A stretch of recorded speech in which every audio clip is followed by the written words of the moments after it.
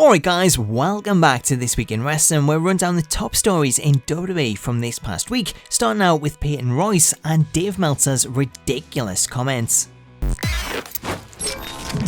So I'm sure you'll have heard something about this week, as it's been all over Twitter, news outlets have covered it, and it was even the featured story on an episode of the Philip DeFranco show this week. However, for those that haven't heard about it, Twitter user @DAJOSC11 shared a clip of Dave Meltzer on the August 9th edition of the Wrestling Observer radio show, in which he talked about Peyton Royce and how she was more attractive and a lot lighter in NXT.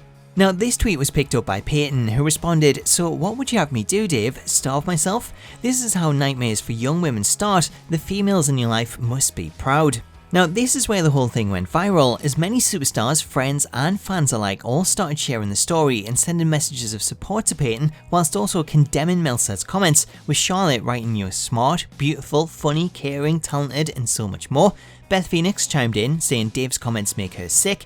Paige added, "What a prick, love you sis," and Seth Rollins wrote "-6 stars Dave" in reference to Meltzer's match ratings. Meanwhile, Peyton's fellow Iconics partner Billie Kay added, "This is unacceptable on so many levels. How dare you say that someone is more attractive when they are lighter? You have no idea how stupid comments like this can affect someone for life. Peyton Royce is perfect just the way she is, a strong and beautiful woman." Now, in the time since the original comments by Meltzer, he's gone on to issue an apology to Peyton, writing, "I'd like to apologise to you. You are an exceedingly attractive woman. I do realise the lengths and pressures on women in the entertainment world to maintain unnatural looks at times, and I'm glad you pointed this out. Again, to everyone, I do want to apologise, and I'm glad Peyton Royce sent her tweet, because there was a valuable point there that we can all learn from." And I think that's the big thing there, is both Peyton and Billie nailed it in their initial responses by pointing out that comments like this can severely affect people, especially those in the limelight who feel the need to try and lose weight and please the people making these kind of comments. Plus, when you've got younger people reading things like this about someone like Peyton Royce, who is extremely attractive and already so thin, it makes them think that they have to lose weight and that it's normal to strive for such a figure, leading people to not eat, bringing up meals, basically starving themselves to try and achieve that perfect figure, which just isn't plausible. Anyway, the moral of this story is that we can all make judgments and bad calls, but if you realise the mistake, or in this case have it pointed out to you by thousands, then as long as you apologise and you learn from it, then that's the best way to move forward. As we move on, we have a story which I always hate having to cover, as Monday seen the passing of former WWE superstar Jim the Anvil Neidhart, who passed away early Monday morning. According to TMZ, Neidhart suffered a seizure after getting out of bed to adjust the thermostat, causing him to fall to the ground and inflicting a head injury, which was cited as the cause of death. I'd like to offer my condolences to both the Neidhart family and all of his fans around the world. His passing is a great loss and he will truly be missed. As we move on to the next story, we're talking the potential return of the NWO, as Hulk Hogan tweeted out this video this week featuring himself, Kevin Nash and Scott Hall, teasing the return of the NWO. Hogan wrote, "22 years and it still is and always will be for life. Hollywood too sweet." Now, we don't know what this teaser is actually for. However, in an appearance at the National Sports Collectors Convention in Cleveland, Hogan revealed that there is a major NWO announcement coming on October 27th. Now, it's unknown what the announcement will be. However, it's interesting to note that WWE recently filed to renew their trademark on the NWO, and that Hogan's son Nick has been remixing the NWO theme. Whether this leads to the NWO making a return in WWE is unclear. However, due to the fact that Hogan is promoting the announcement on HulkHogan.com, it seems that this may just be something that the group themselves are putting together. Whilst we don't know if the NWO will be returned to WWE, it looks as though Rey Mysterio is, as the rumours of him signing a WWE contract have once again surfaced, as Rey was set to appear at next week's Wrestling Under the Stars show on August 24th. However, Northeast Wrestling, who run the show, have confirmed that Rey will no longer be able to attend due to his upcoming contractual situation with WWE. So from this, it sounds as though Rey has signed a deal with WWE and that there are plans in place for him to make his return over the course of the next week, which would explain why he's had to pull out of this show. Before we get to the next story, I want to say a big thank you to Wrestle Crate UK for sponsoring this video, as Wrestle Crate are the original monthly wrestling subscription service offering a selection of wrestling merch from pop vinyls to t-shirts, autographs and a whole lot more. This month's Past Crate included a ton of cool items, including a hand-signed art card from WWE UK stars Zack Gibson and James Drake, a lapel pin for fellow WWE UK star Ginny, this exclusive Macho Man Randy Savage poster, a Riptide Wrestling DVD of the Riptide Rumble 2018, which featured the likes of Jimmy Havoc, Chuck Mambo, Zack Gibson, Viper, and a whole lot more, an exclusive world famous Session Moth Martina Ale t-shirt, 1 free month of Progress on Demand, the latest final figure in the exclusive Wrestle Crate UK Heavy Crate Champions collection with WWE UK star Flash Morgan Webster, which I have to say looks absolutely awesome and is definitely my favourite of the figures so far, but my favourite item of the lot has to be this exclusive signed art card from Christian. As grown up as a huge fan of Edge and Christian, then this is really cool to add to my collection. Looking ahead, next month's box will feature an exclusive t-shirt from a member of Bullet Club who'll be making their debut in Wrestle Crate. Therefore, if you would like to get your hands on that, then you can head over to wrestlecrate.co.uk where you can use the voucher code Smacktalks to save 10% off your first order. Next up, we're talking Renee Young, who made history on Monday night when she became the first woman to commentate on a full episode of Raw,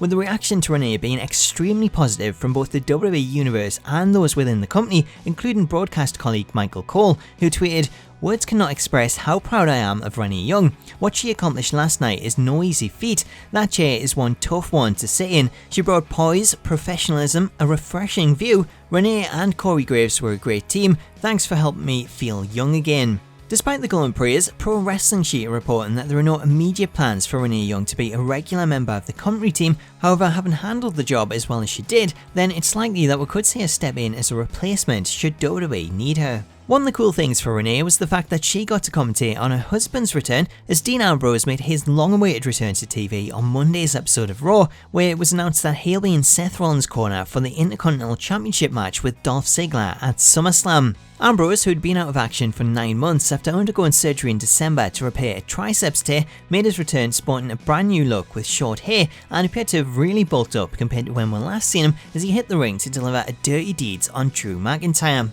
Ambrose wasn't done there though, as following the conclusion of the show, Ambrose teamed with Seth Rollins, Braun Strowman and Finn Balor to take on Kevin Owens, Baron Corbin, Dolph Ziggler and Drew McIntyre in the dark match main event, where Ambrose went on to hit dirty deeds on Corbin and get the pinfall. Following in the footsteps of Dean Ambrose and also set to make his return to a WWE ring is John Cena, as WWE have begun advertising the match card for their upcoming show in Shanghai, China, where Cena is advertised to compete in a 6-man tag team match alongside Finn Balor and Bobby Lashley as they face off against Constable Baron Corbin, Jinder Mahal and Elias. Meanwhile, someone else who looks set to return to action is The Big Show, as he revealed in a new interview with ESPN that he's now ready to make his return to the ring after being out for almost a year following hip surgery and numerous complications. Speaking to ESPN, Show said that he should be back within the ring in the next couple of weeks and that he's hoping to get cleared this weekend, although when he returns to TV, all depends on creative and if they have something planned for him. Switching focus from the real world to the virtual one,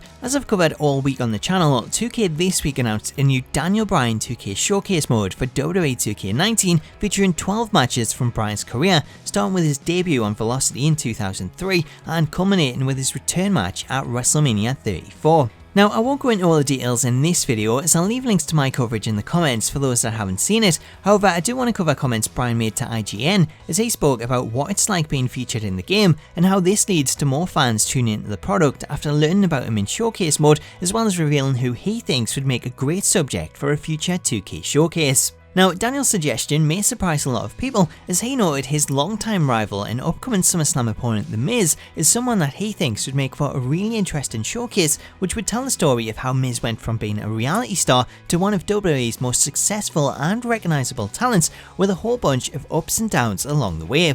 Now, as a fan of The Miz, this is definitely something that I would be interested in, but I want to know what you think, so let me know your thoughts in the comments. Meanwhile, speaking of The Miz, he recently received some good news, as the USA Network have officially renewed his reality show Miz and Mrs. for a second season, which will air in 2019. Moving on, and we're talking the 4 Horsewomen, or technically 8 Horsewomen, as in the latest episode of the Wrestling Observer radio show, Dave Meltzer has revealed that WWE have tentative plans in place to hold a match between WWE's 4 Horsewomen of Charlotte Flair, Becky Lynch, Sasha Banks and Bayley, and Ronda Rousey's 4 Horsewomen, including herself, Shayna Baszler, Jessamyn Duke and Marina Shafir.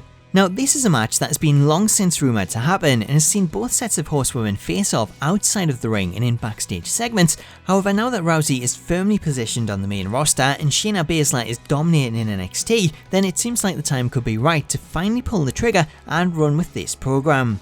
Finally, staying with Ronda, you may have already seen this, but she was actually joined at ringside by a bat on Monday Night Raw as the creature flew down to ringside and started circling the ring, leaving Ronda desperately trying not to break character.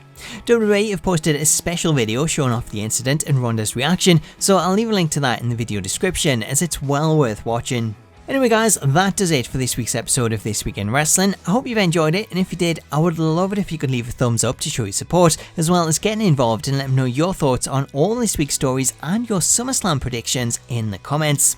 Until next time though, I hope you've enjoyed the video, have yourself a truly awesome day, and I'll catch you later.